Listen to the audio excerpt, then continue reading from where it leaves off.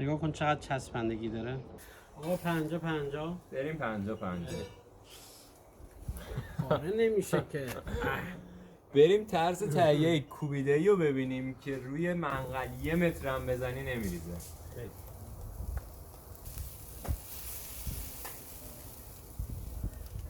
بریم برای درست کردن یک کوبیده اصیل ایرانی که از روی سیخ نمیریزه.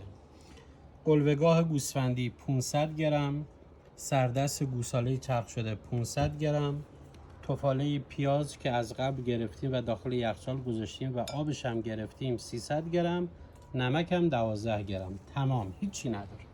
این فوتای کوزه‌گریش یکیش همینه دیگه. حالا یکی اینه که حتما باید گوشت رو یک بار بذاریم یخ بزنه. این باعث میشه که دیگه روی منقل نریزه. گوشتی که یک بار یخ بزنه و خنک بشه دیگه از روی منقل نمیریزه.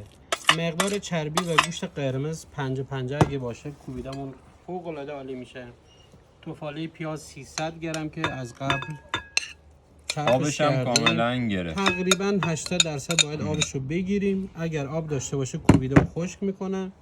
و برای هر کیلو هم 12 گرم باید نمک بهش بزنیم.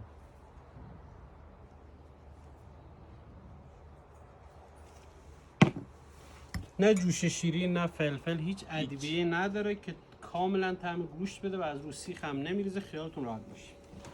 تضمینی. بله.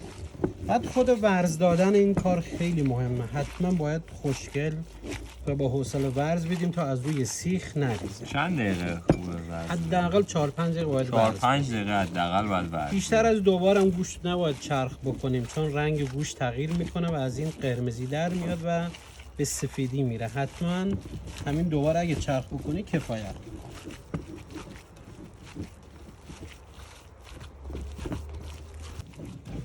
سرآشپز حسینی 5 دقیقه اینو ورز دادن. حالا آماده میشه که بریم به سیخ بزنیمش.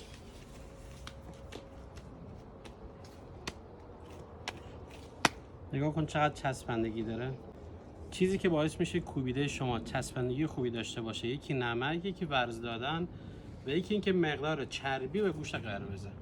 این سه تا اگر درست باشه باعث میشه کوبیده هم نریزه، هم خوش رنگ بشه و هم خوش طعم. ماشاءالله. سیخو ببین.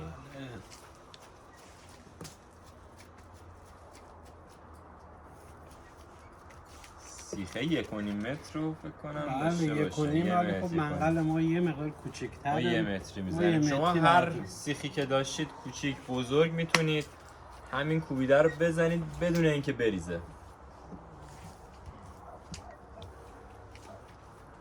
ما دیگه گفتیم بزرگترین سیخ رو بزنیم که ببینید رو همین سیخ هم نمیریزه. خب برای سیخ کردن کوبیده خیلی مهمه. این انگشت هیچ کار است.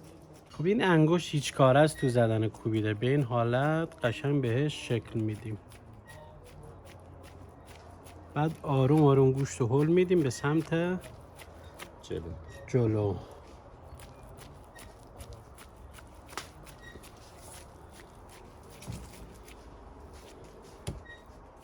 من یه بار دیگه این کار رو انجام بدم دیگه تمام.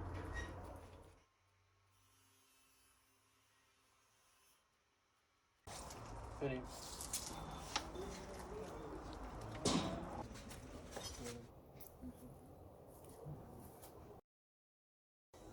کوبیده باید لقمهش به این بزرگی باشه. ببین لقمه رو.